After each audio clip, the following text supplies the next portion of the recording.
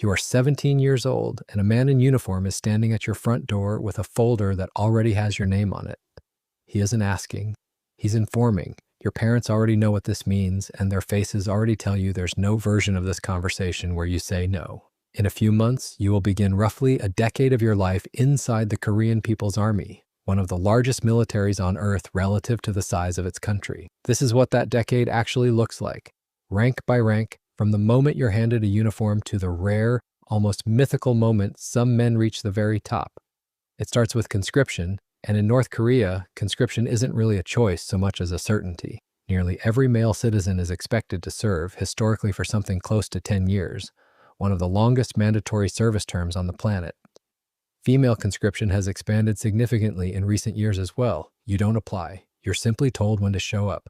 Your first rank is private, the absolute bottom of a very tall pyramid. Basic training is brutal by design, built around exhaustion, repetition, and total obedience. Your days start before sunrise with political study sessions before you've even picked up a rifle.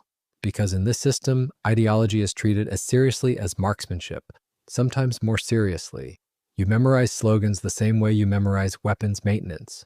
Both get tested, both get graded.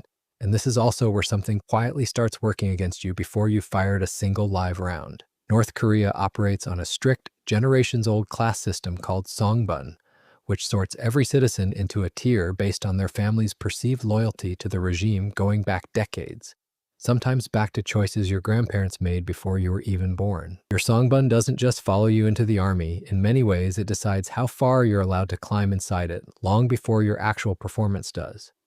If your background clears you, and if you survive the exhausting first months as a buck private, you're promoted into the non-commissioned ranks, private first class, then corporal, then sergeant. This is where real military life actually begins, standing watch through freezing winter nights, running drills that don't stop for weather, and living on food rations that, especially historically during periods of national shortage, have been documented as badly insufficient.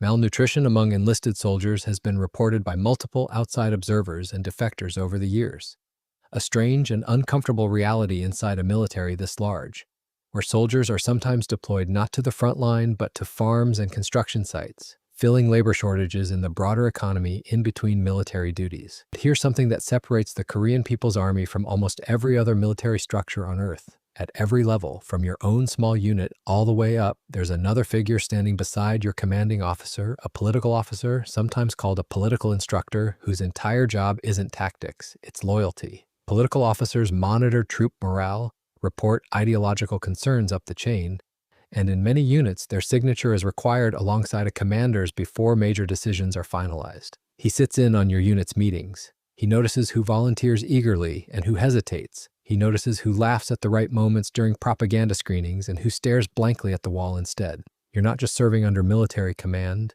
you're serving under constant political observation, and everyone around you understands that, even if nobody says it out loud. Regular, mandatory self-criticism sessions are part of the system too, a practice found throughout North Korean civilian and military life, where soldiers are expected to publicly reflect on their own ideological shortcomings and sometimes report on the shortcomings of the people standing next to them.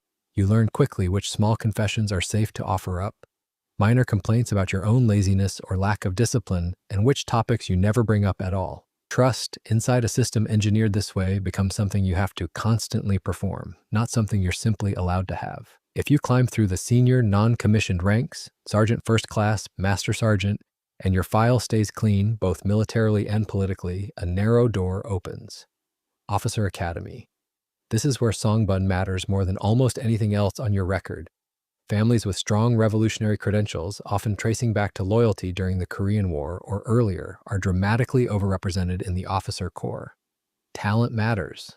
Loyalty, and your bloodline's loyalty, often matters more. The selection process isn't just a written exam, it's a background review, sometimes reaching back multiple generations, checking for any relative who ever defected, any distant connection to the wrong side of history. A single relative's mistake, decades before you were born, can quietly close a door you never even knew existed.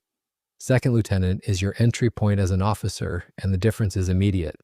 Better food access, more authority. The real possibility, for the first time, of eventual Workers' Party membership, which functions almost like a second, parallel career ladder running alongside your military one. Without it, your ceiling as an officer is dramatically lower, no matter how skilled you are.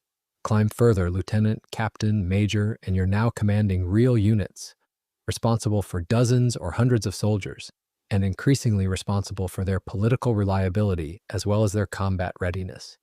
Your reports go up the chain, their failures, ideological or otherwise, can come back down onto you. Somewhere in these years, you likely marry, and even that decision carries weight the state cares about, since officer marriages, particularly at higher ranks, are frequently subject to informal approval and background matching.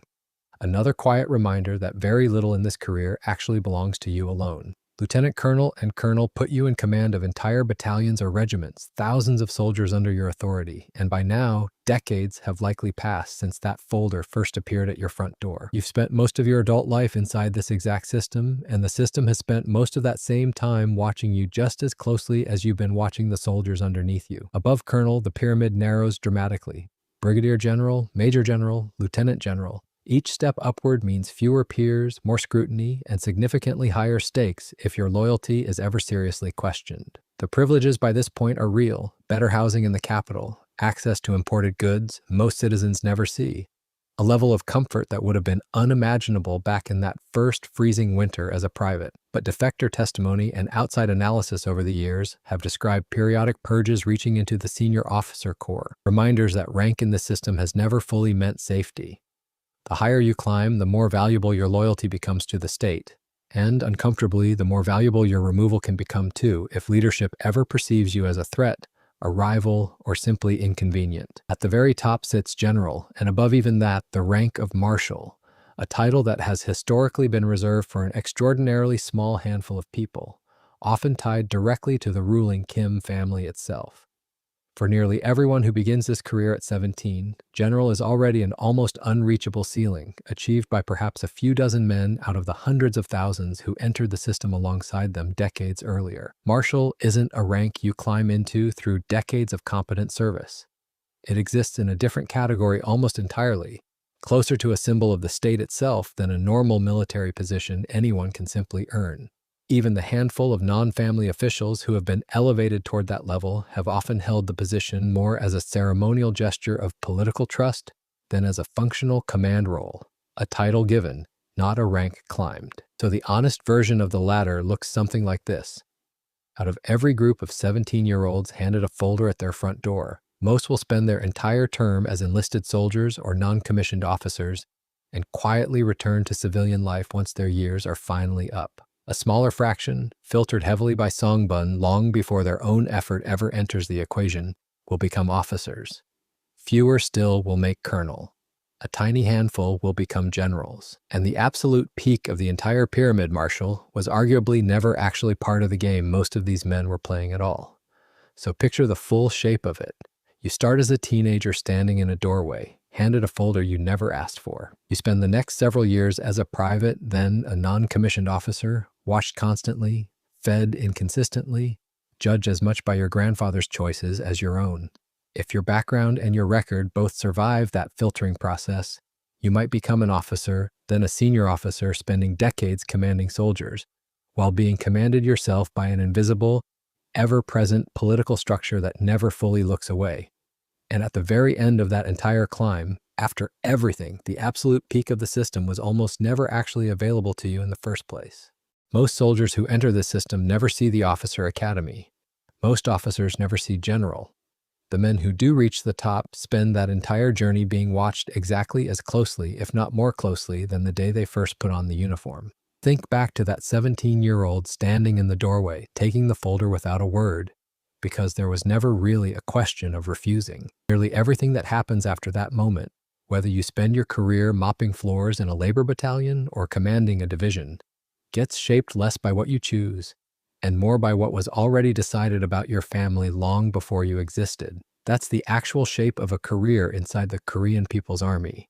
Not a straightforward ladder where skill alone decides how high you climb, but a narrowing structure where birth, loyalty, and constant political visibility quietly decide most of it long before ability ever gets the chance to.